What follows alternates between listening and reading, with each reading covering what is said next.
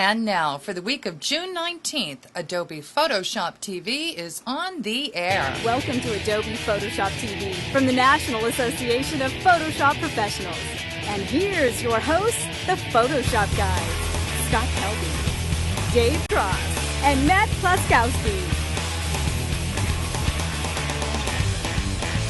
Well, welcome everybody to another hyper-extended episode of Adobe Photoshop TV, brought to you by the fine people who bring you Photoshop User Magazine, the National Association of Photoshop Professionals.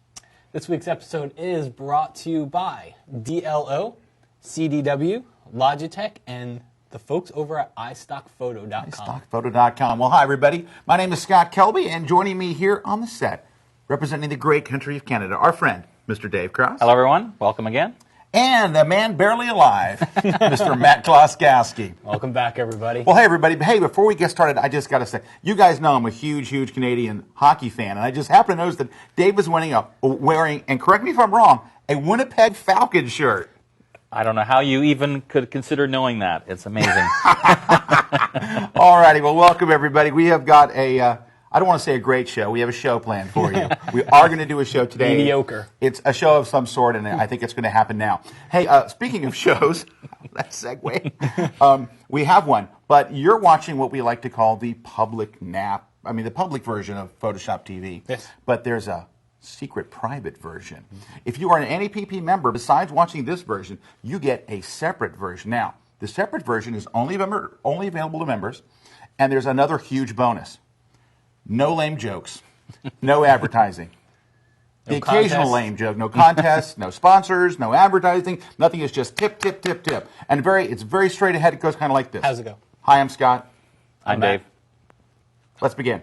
Okay, that's the show. So the whole show, boom, we go right into tutorials. So if you're a NAP member, go over to the NAP member website, log in, look for the little link there, and you can watch a secret special episode. But don't tell anybody because it's a secret special episode. All right. Hey, we have brought some stuff. What did you bring for us this week, Matt? I brought two things. I brought a little kind of a Photoshop illustration.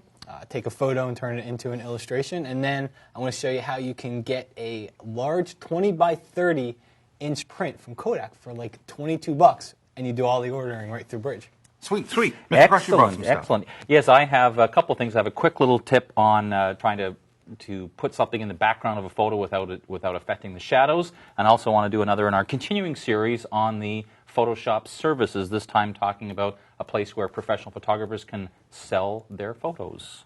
Excellent, and I brought something as well. I always go blank at this point. What did I bring? I brought a technique that shows you how to take a snapshot, like an outdoor shot. You took somebody outdoor, make it look like you shot it on a studio background with studio lighting. So that's what I've got for us, but I'm not going to start. No way. We're going to start with Matt Plaskowski. I'm thinking, who is how about Matt? Matt. How did you know that? I just guessed. Okay. All right, there we go. All right, so we talked about what I was going to do here. It's going to be how to turn a photo into an illustration. And if you look at this photograph here, you can see that it's not a very good photo of me, but it is a photo of me nonetheless. And what I want to do is take it and turn it into an illustration. But what I want to show you here is... Why would you want to do that? You'll see why. It's very cool, actually. I'm going to use the pen tool, and I'm going to trace around very specific areas, and I'm going to show you how you can find areas of your photos to bring out and bring out the details, just so you don't have to use the whole photo. So we'll start off with here. I've got the layer. I'm going to add an adjustment layer here, and I'm going to choose Posterize. And I'm going to drop the levels down, and you can start to see some of these details along the right-hand side, some of the details up in the hat and the face here. Well, in order to create an illustration from this photo, I don't need the whole photo. If I take some of the details you see here, I can get the same dynamic you see of the body twisting at the end of this golf pose. If I use the wrinkles that you see here, it looks like it's stretching. So if I trace those, I'll actually come out with an illustration that's not just a duplicate of the photo. So I'm going to leave the adjustment layer like it is. I'm going to go over and I'm going to grab the pen tool. And then up here in the options bar, if you see over here, we've got the shape layer option. Just choose paths option right now, because that's all we want to do is just create a path. And then I'm going to start to trace along the light areas that you see in here. That's what this Posterize adjustment layer helps us see. So I'm just going to start to trace along the detail that you see right around through here. And as you get to some of these little sharp points, you don't really have to do a whole lot. You just have to kind of click a few times, and it'll get a lot of that edges, all those edges that you see inside there. And now it looks a little jagged. Let me undo here. If you look inside there, you can see that looks a little bit jagged, but we're not going to trace all the little jaggedness. We want this to be smooth. Is jaggedness a word? I ask you. No, it is. You're just killing time now, aren't you? Yeah, so we trace Start through saying here. stuff like that.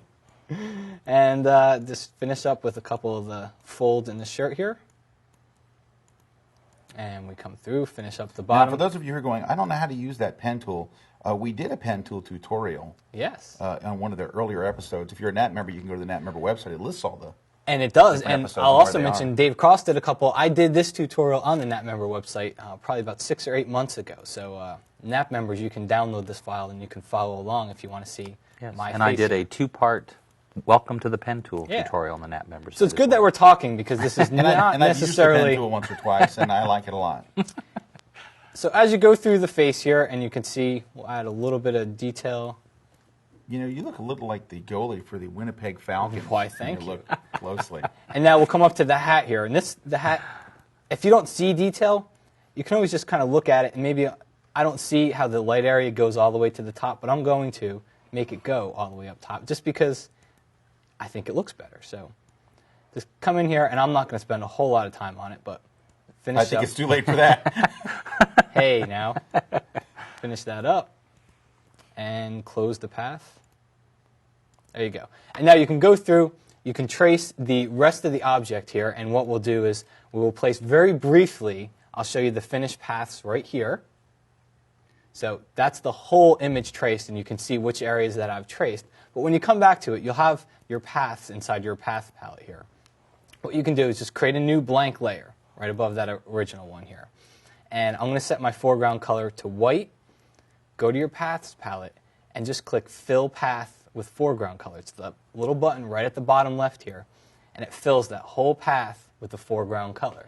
So now, what you can do is take this layer and just drop it into, let's say, this image over here. Looks a little bit small, so make sure you do it at the right size, but you drop it into this image here. And when you add all the other details in there, you can see the golf club across. And again, we'll just overlay a finished image of all the other details that I traced here. But it's a nice way to take a photo and just turn it into an illustration without tracing the entire photo, just all the details that kind of give the motion that we're looking for in here. So again, NAP members, if you go to the PHOTOSHOPTV.com website, we'll put a link to the tutorial from the NAP member website, and you can download the file to practice along. And if you're not a NAP member, then you'll see the tutorial here. Well, thanks, Matt, Thank for you. that Julia Child version of how to do that thingy with the pen Yes. tool. That was so easy. I'm not sure Thomas Knoll could pull that off. All right, thank you. Okay, hey, we're back. And guess who's with us here? We have a special guest in the studio, never been here before, from the Winnipeg Falcons. Their goalie, Mr. Dave Krosky. Yes, sir. So would you like me to do my tutorial now? No, I'd just like to talk about you. Okay. I'd be happy to do it. Oh, well, go ahead. Now that you're there and you're all ready. Well, what I want to do is focus on a situation like this. When you see the image I'll show you in a moment here, it's a photograph taken on a white background. I want to try and preserve the natural shadows, but put something else in the background. So first of all, I want to try and make sure that this part of the photograph is as white as the rest. So I'm just going to use levels. I just press Command or Control L to get into levels, and I'm just going to click there just to lighten everything up a little bit. Now we want to select all the white in here. I'm normally not the biggest fan of the magic wand, but for this particular case it will actually get us off to a good start. So I just selected all the white areas and a little bit into the shadow. So now I'm going to find another photo. I'm going to prove to you that even though you have a photo like this that's too small, it'll be okay in a situation like this. So I'm going to select this whole thing, copy it, come back to this document where I still have my selection. Instead of choosing paste, I'm going to choose paste into. And right away you'll see it's looking like it's in the background. If you look over in the layers palette here, you will see that normally a layer and its layer mask are linked together, but when I choose paste into it doesn't do that. It automatically creates, so they're unlinked. So now I can use free transform. I'm going to scale it larger, which of course normally when you scale things larger it loses quality, Notice how I very carefully scale it so Matt's head is completely hidden behind the phone. Well done, I like that. Which is very important. Now, that doesn't look that great, but what we're going to do is lower the opacity way down to create like a little faded thing in the back. And then I'm going to duplicate that and add a little bit of a blur to this. So we, by doing that, just create kind of like a little soft focus thing in the background. Now, if you look over here on the side of this, the shadow doesn't look all that great. Actually, I need to do that last. Hold on, let's just take that away because I need to do this first. I need to fix up this side here. It doesn't look quite so great. So I'm going to just take my paintbrush. I have my brush set to 50% opacity, which means it's going to be kind of gradual. And by doing this, I can start to get rid of that little bad hard edge that was appearing there. So it still looks like the shadow is cast on our photo. Okay, so now we can duplicate, do our little bit of a blur, lower the opacity a little bit more, and when we're finished, make sure I can be seen, even though Matt's completely hidden by the telephone. Hey, I look better by like the cell that. phone. So you can see how it looks like that phone was stuck on top of the photograph, even though we've kind of done it through the back door, if you will, by putting it on top and using a layer mask to hide it. Very Just like clever, that. Mr. Cross. Very clever. All righty. Well, now it's time for me. I brought a tutorial, and my tutorial is how to take a snapshot, something you shot outside, just kind of a quickie shot, and put a studio background on it. And what I'm going to do is I want to maintain the original shadow. No, just kidding. I'm taking Dave's tutorial. No, it's a little different. And so here, we're going to go ahead and do it. And look, here's a person here, and she's obviously shot outdoors or on a really fake-looking green grass background. The first step of this is to put a selection around her. So we're going to use the magic wand tool. No, just kidding. You're going to have to put a selection around it. I'm not going to show you how to do that now because it would take too long. But if you, of course, we've shown you how here on previous episodes of the show, how to use extract and how to use the pen tool and a host of other ways to select somebody off their background. Now, in this case, I made a selection of her earlier while you weren't here. And I saved it as a channel right here. Look at that, an alpha channel. Ooh. Alpha. Wonder where else they could find more information Wow, about thanks, using Dave. channels. Wow, good catch there. Well, you'll learn more about these in my book, the Photoshop Channels book. Thanks for mentioning. All right, so back here, we're going to go ahead and load that channel as a selection. There's a keyboard shortcut, of course, but we're going to do it what I like to call the slow way here. We'll go choose Load Selection. We're going to load that little alpha channel. So step one of this really is you need to put a selection around your person. That's the first step. The second step is put them up on their own separate layer. Once your selection is in place, you can use the keyboard shortcut, Command-J, or on PC, Control-J, just puts her up on her own layer. Now, we're going to go to the background layer. We're going to grab the gradient tool. You're going to create a gradient that goes from light gray to dark gray. Well, how do you do that? You double click on this little stop here. And when the color picker shows up, you pick a light gray. Then you go to the other one. You double click on it. When it appears, you choose a dark gray. There we go, something like that. I don't believe it. That's crazy. All right, now we're going to go to the background layer. So now she's up here on her own layer, right? So there she is by herself. So what we're going to do is just grab the gradient tool and drag it from bottom to top. How's that? Something like that. All right, so it's not the greatest selection, but you get the idea. Now, what we're going to do is this. I want to create kind of a little glow behind her, like there's a spotlight back there. Grab the elliptical marquee tool, and we're going to draw a circle. Hold the Shift key and draw a nice big circle behind her. And we're going to make this circle very, very soft. On a low-res photo like this one, you can get away with 50 pixels. On a high-res photo, you might have to use as much as 180, 200, something like that. And once it's in place now, it just made the edges soft. So we're going to go to Levels, Image, Adjustments, and choose Levels. Now we are working on the background layer. Okay, so the background layer is where we're working. You're going to go in here. You can see there's not much going on this gradient layer, but you're going to grab the highlight and drag it to the left. And as you do, it creates a like soft spotlight effect behind her. Something like that. Now, it doesn't look as evident as it does, but the reason why we created it on a gray background, here you can see the layers palette a little bit better there. There we go, is because we can make it any color we want now. Let me just drag this off by going Image, Adjustments, and going to Hue and Saturation. Then what we do is bring the Hue and Saturation dialog box back into play and click on Colorize, and now you can make it any color that you want it to be. So if you wanted to make it kind of a bluish or purplish or something, you could go a little over this way. Now, there's still a problem. So now we've got like a little studio lighting behind her, but there's a problem. It still looks like she was kind of shot outdoors. It doesn't look like she was shot on a purple background, I can tell you that. So what we're going to do is this. Go to her layer. Hold the Command key on Mac or the Control key on PC and click on her to put a selection back around her. Now, that's what you do in Photoshop CS2. If you have Photoshop CS or 7, you would click over here. You would hold the Command key, or on PC, the Control key, click over here. In Photoshop CS2, Adobe moved it over here. Why? Just to mess with you. Okay, so what we're going to do is we're going to go to the little pop-up menu here. I like the way I keep moving the layers palette on and back off. We're going to go to the little pop-up menu here. Let me move this up a little so you can see. And under the pop-up menu, not that one, but this one, we're going to choose Photo Filter. All right, and this allows us to actually either use one of the built-in filters to change the color of the person, the tint of kind of the person, the lighting situation they're in. And this basically replicates the photo filters that you'd screw on the end of you normally screw on the end of your filter, maybe your lens, your filter. There we go. But we're going to go down here to color, and instead we're going to sample the color from the background. So we're going to grab that kind of purple, and we're going to increase the density, which is basically the amount, so it looks more like she was shot under these lighting conditions, something like that. And I'm going to do a little before and after here. You can just see from before and after, something like that. Now, I can see by looking at her that there is a little rim of junk there. The way to get rid of the rim of junk is to go and get the eraser tool. Dave Cross showed something like this just a moment ago. He used a soft edge, but I'm not going to. This way I can carve right into the arm like that. See? That looks good. Thanks. That's good. It's a good effect. I always like to do that to my photos. Yeah, and it's good. Well, but you can't use really a soft edge brush, right? Because it's her shoulder. Man, that's nice. There we go. It's also a slimming and trimming. Yes, it is. Looks like it took 25 pounds off. Okay, do a better job. I'm not going to make you sit here and watch while I struggle with this. Yes, you are. But all right. You've already made us watch right. twice. There we go. Oh, that's bad. All right. Oh, yeah, how's this? Okay. All right, so there you go. There's a little quick way on how to add a little studio look background to your otherwise grassy knoll kind of background. Man, that was good. Hey, you know what we need right now in a bad way? A break. A break. Let's take one.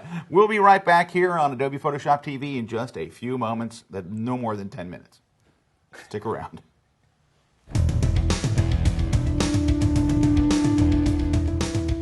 Hey, I sure hope you're enjoying this episode of Photoshop TV. You know, the reason we started Photoshop TV was to give people a taste of what NAP, the National Association of Photoshop Professionals, is all about. And the Photoshop guys are 3 of our trainers, but there are a bunch more trainers. There's lots more training, all kinds of things. You can discover about the National Association of Photoshop Professionals at PHOTOSHOPuser.com. If you're serious about design, if you're serious about photography, if you're serious about Photoshop, you need to belong to NAP. And this is just the beginning of what NAP is all about at PhotoshopTV.com. So go to PhotoshopUser.com, and I have a special just for viewers of Photoshop TV, and that's you get a free extra month if you sign up for a year. Send me an email, lbecker@PhotoshopUser.com, and tell me you want to sign up, and I'll arrange an extra month for you. That's it. Back to Photoshop TV.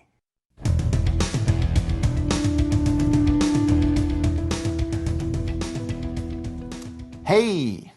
That's it. Just hey. Hey, we're back. He was too busy chatting. Wow, I was so busy chatting with Dave, I don't know what happened. Hey, but we're back from chatting. And we have got, if you've been watching for the last few weeks, and I hope that you have, we've been doing a little series here on the Adobe Bridge. We've been showing you some hidden things that the Bridge does, specifically the Photoshop services. And you're probably going, I've never heard of the Photoshop services. That's why we're doing this very cool thing. It's a very, very cool part of the Bridge. In fact, it's one of the coolest things in the Bridge. A lot of people don't know about it. We've taken it upon ourselves to show you this cool stuff. Matt has got a cool thing now. So I've got something cool to show you. We're going to see how many times we can say That's that this cool. stuff is cool. That's cool, man. All right. So I'm going to show you some stuff you can do with Kodak here. So open up your Bridge window, and inside of it, what you want to do first is find the photos that you want to work with online with Kodak. So I've got a photo of Mr. Scott Kelby and Bill Fortney here at Bryce Canyon. Ooh, that's Bill. Taken early in the morning. And what I'm going to do here is I'm going to go under the Tools menu to Photoshop Services. And you can see all these things you can do here with Kodak. Well, one of them is you can order Kodak prints. Now, if you don't want small prints of things, if you're not looking to, fill your family albums, there's actually a lot of other things you can do. They've got a 20 by 30 print. So if I click on that, it just opens up the Kodak window here. And now I've already got an account set up. And so it just logged me right in because I had an account set up. If you don't have an account, it just gives you a quick page to set it up, and then you come right to this page. Now, if you look right over here, you can see all the different size prints that you can order. You can get a 20 by 30 size print for $23. So that's really not that bad. Now, as you look on the left-hand side, it shows you a little check mark. That means that's the size.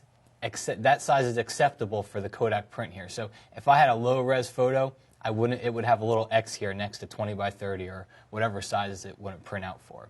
And all you got to do is just put in whatever amount or quantity you want of that photo, click on Next, it takes you through the order process, and now you can order your prints right through Bridge.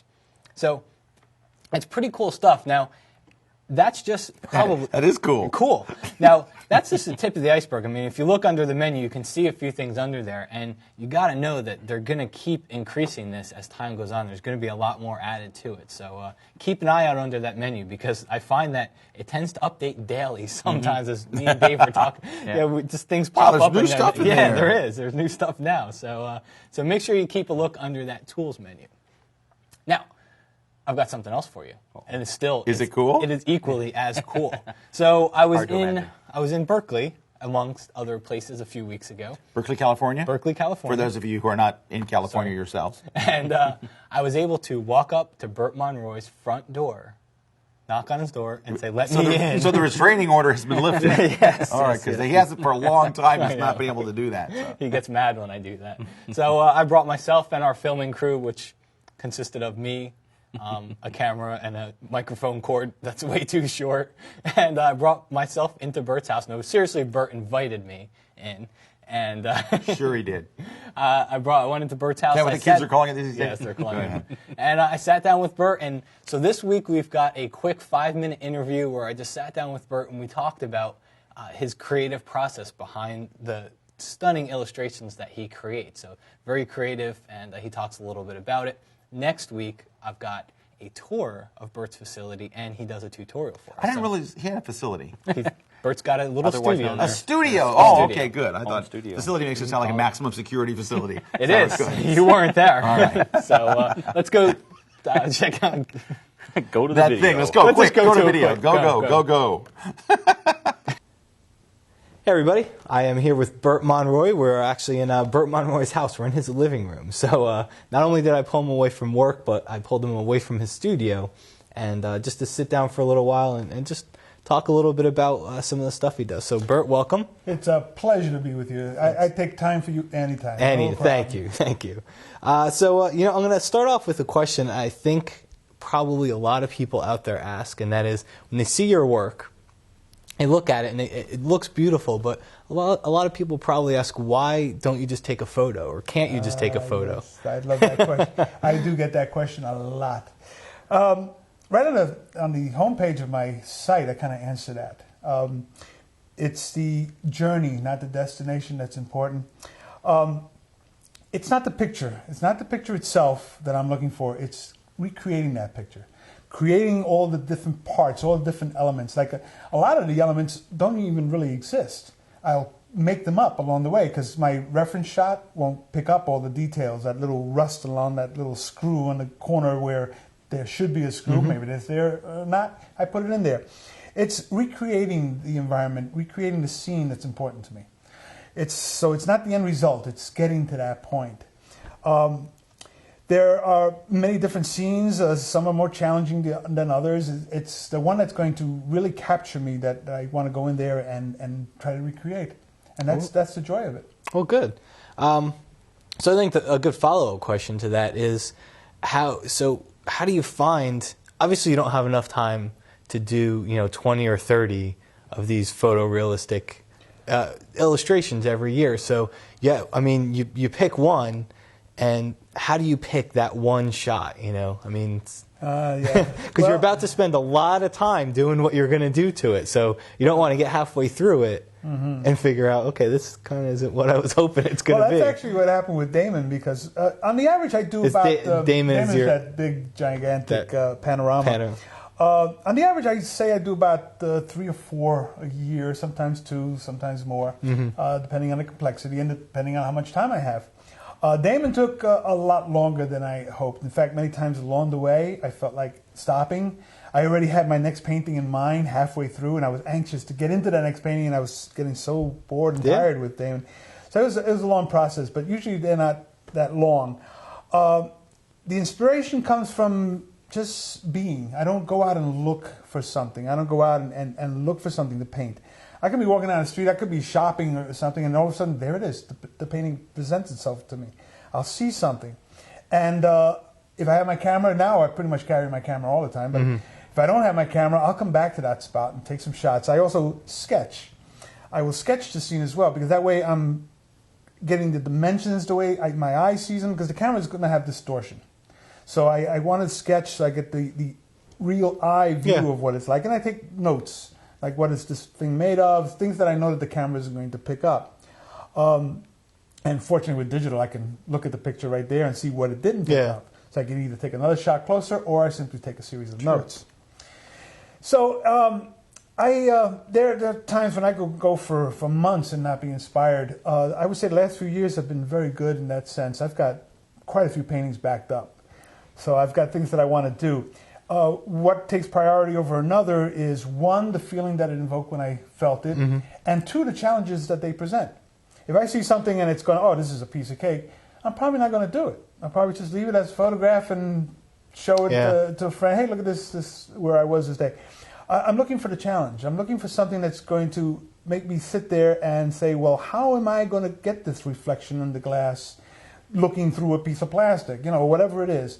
So that's where I get my motivation, is something that's going to really tax my knowledge of the program, or cause me to look for new ways of doing things, which are the things I then get to pass on to my students and stuff. That's cool. It's kind of interesting, because it's what a lot of people run into, I bet, is they get halfway through a project and there's another one lined up, and you're anxious to get started on it. So you gotta be working on projects that are going to keep your attention. Yep. My next piece, which I'm working on now, which hopefully will be done for next year's Photoshop World, is it's even got a title already. It's called Lunch at Tiburon. But it's a little setting in a table in a restaurant, outdoor restaurant with a lot of bright California sun. And the thing about it is that it's just a bunch of glasses filled with soda and mustard jars and stuff. So there's a lot of reflections, a lot of glass, a lot of textures, napkins and textures that are going to be a lot of fun to recreate. But most importantly is that light, that strong California sun, so the shadows are extremely sharp, and all the highlights in the glass and the salt and pepper shakers, to be able to recreate that sense of light. That's going to be a big challenge on that one. We will look forward to seeing it. Well, look forward to finishing it. Hey, so obviously you've got books where you train people how to use this stuff. You've got prints, people can look at online, or people can purchase if they want. So where can people find out a little bit more? I would say the best place to find things out is on my site, bertmonroy.com. Okay. We will send them there. There's a news and events section there. It tells you where I'm going to be and so on. And catch you on the road. Yep. Cool. Well, hey, Bert, I appreciate you inviting me into your home, and inviting everybody out there into your home as well. So we appreciate it. And anytime for you guys, too. Good. Well, we'll see you again soon. Thanks. Great. So there you have my interview with Bert Monroy. Very, very gracious guy. Very nice to let me in and talk to me for a few minutes. Now, next week, as I mentioned, he gives us a tour of his facility, and he does a quick tutorial for us as well. So thank you very much to Bert, and we'll get to part 2 next week. Cool.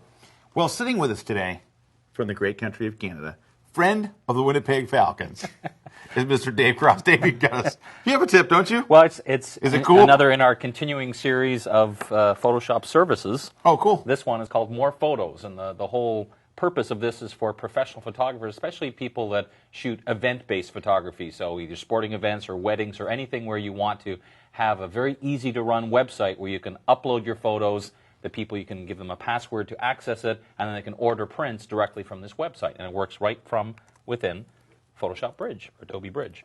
So basically all you would have to do is select the images that you want and go to the Photoshop Services menu and choose Select Sell Photos Online with More Photos. Now I've already logged in, so you can see this is what it looks like. It remembers my password, so all I have to do is click on this Launch Photo Manager button.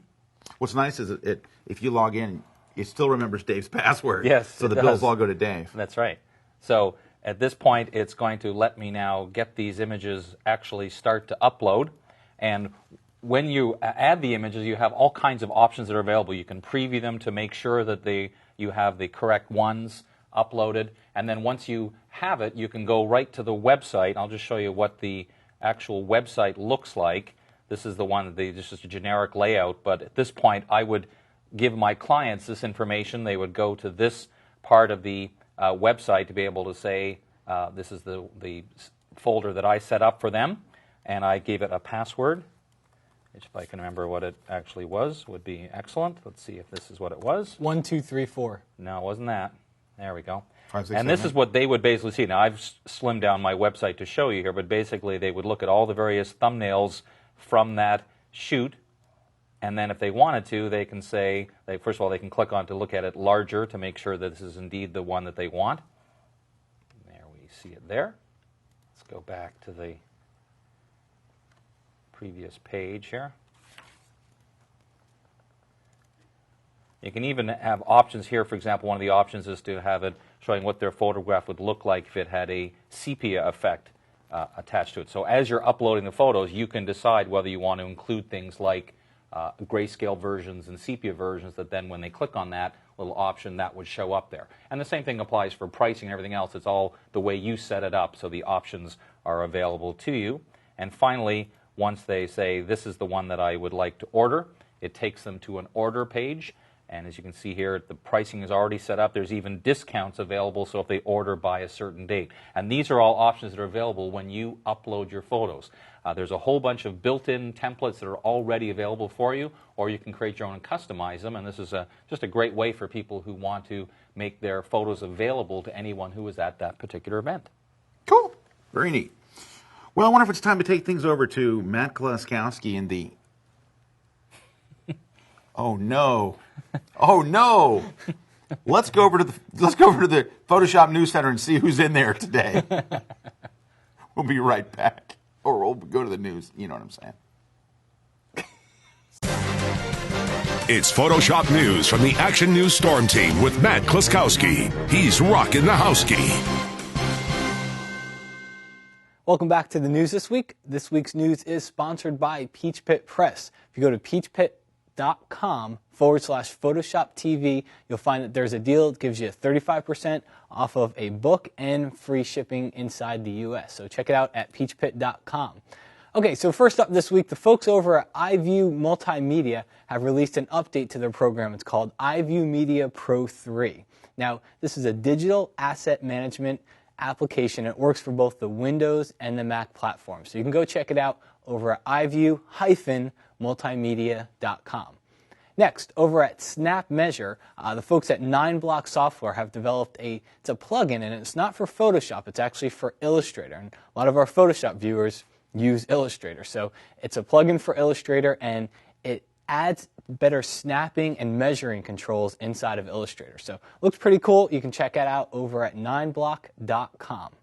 Also, Russell Brown's got a new set of scripts on his website. Now, he's got a lot of updates to his existing scripts, but he's also got a script installer. Takes care of all the technical details for you, so you don't have to worry about it. It just installs the scripts into Photoshop. So among the updates are a script that actually changes the image processor script to run the action after it runs the image processing instead of before. So it's been a very well-requested feature. So you can find out more over at russellbrown.com. That's it for the news this week. More Photoshop TV right after these messages. Strata 3D CX. Design at a higher power. Add the power of 3D to your Adobe workflow. Link to Photoshop textures. Import Illustrator artwork. Render to layered Photoshop files. Create photoreal images. Strata 3D CX. Design at a higher power. Visit strata.com.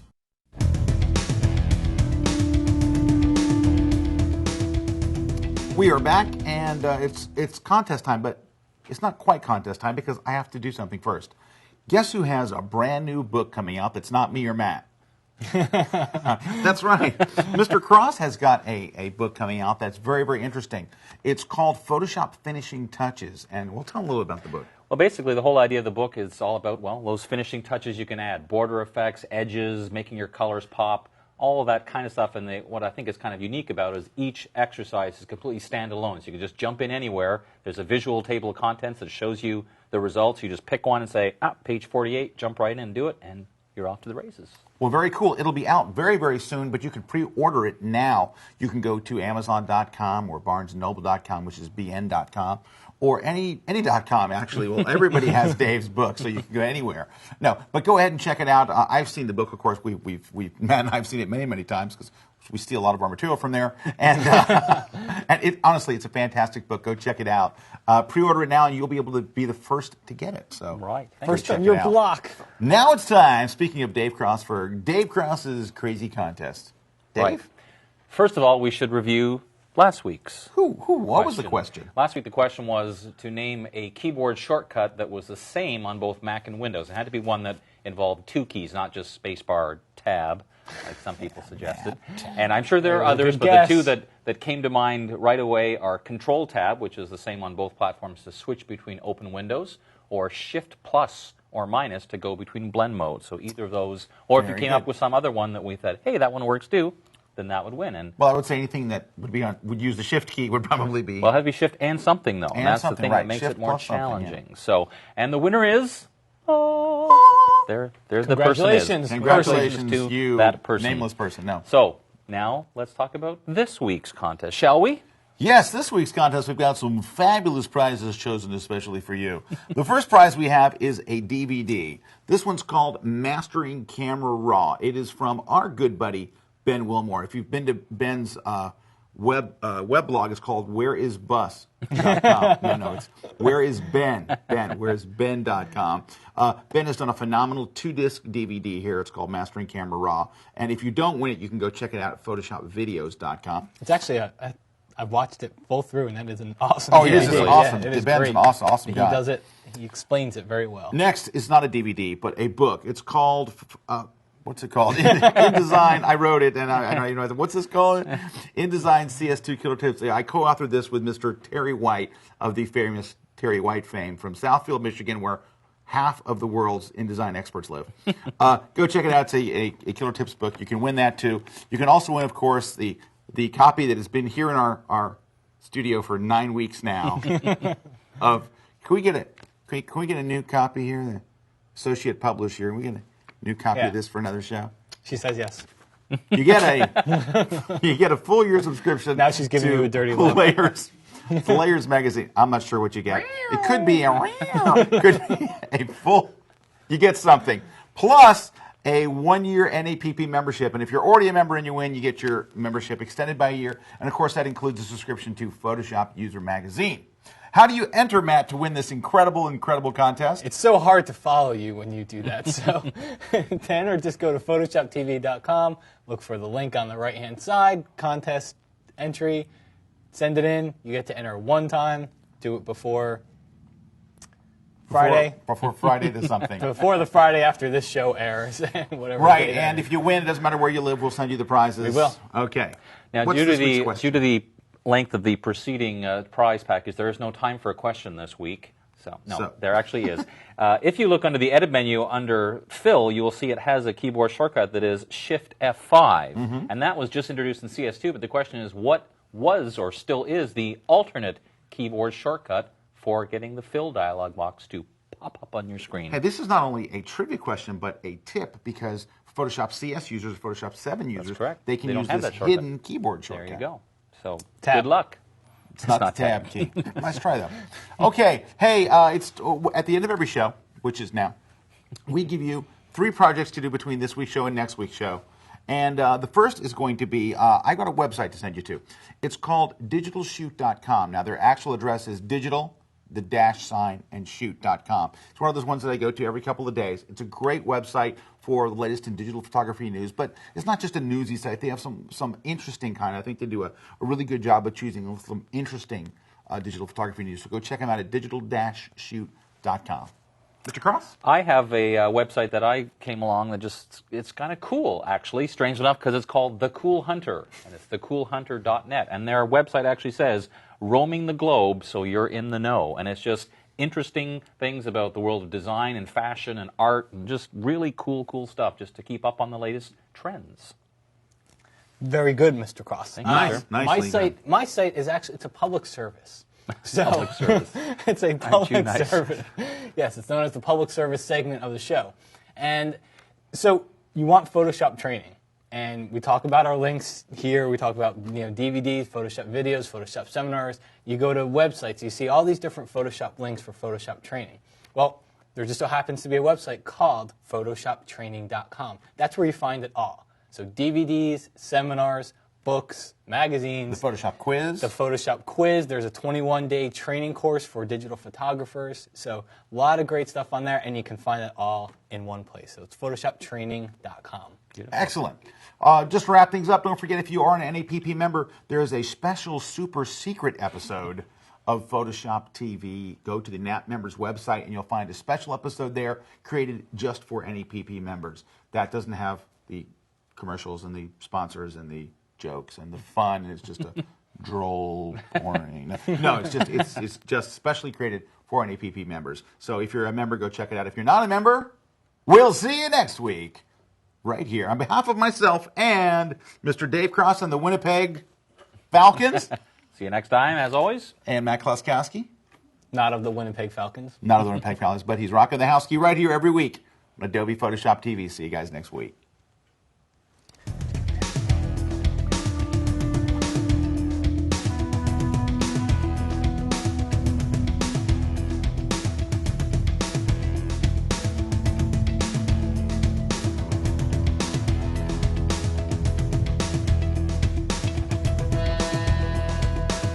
Thanks for watching Adobe Photoshop TV. See you next week.